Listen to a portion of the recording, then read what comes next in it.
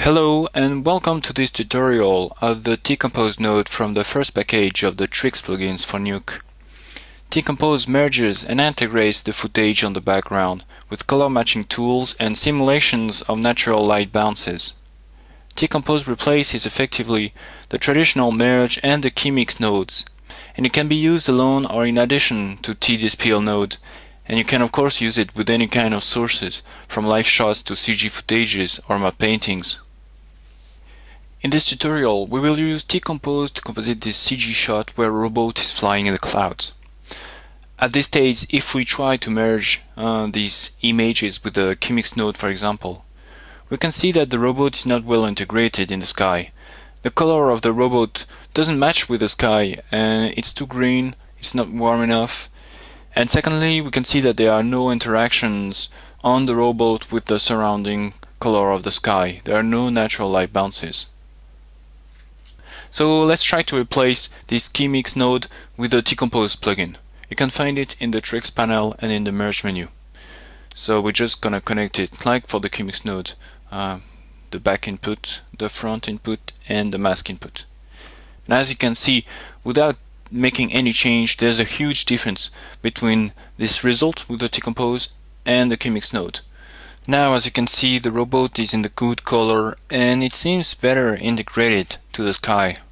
And these are only the default parameters for the color match and the backlights that are activated and adjusted to work in most cases. So by default, the T-Compose uses the red channel of your mask. You can change it to alpha if you need to.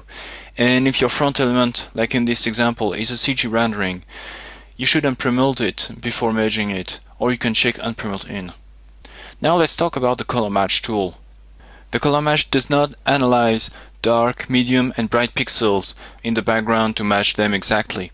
Instead, the front is graded in local areas to match the color and the luminance of the background. So if I change the color of the background with the color correct node, for example, you can see that the front element remains in the correct color. The color match tool is very simple to use. Actually, it already works without doing anything. You can deactivate it or fade the effect like this. You can change the intensity of the background affecting the grading of the front element. And you can apply some diffusion to this background that will make the local analysis area bigger and create a more diffused grading. Finally, as the front element is graded, the color is changed but also the luminosity according to the back.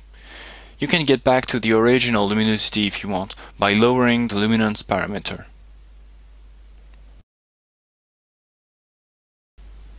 Okay, here's another example where the T-Compose node will help us integrate this CGA element on this background.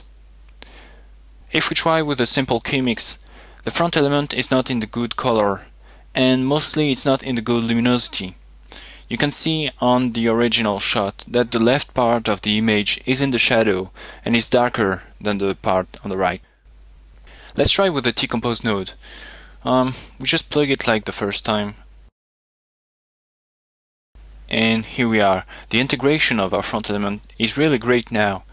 Our front element is now in the good color, but also in the good luminosity. If we fade the luminance parameter, we can see how it was before the color match changes the luminosity of our front element.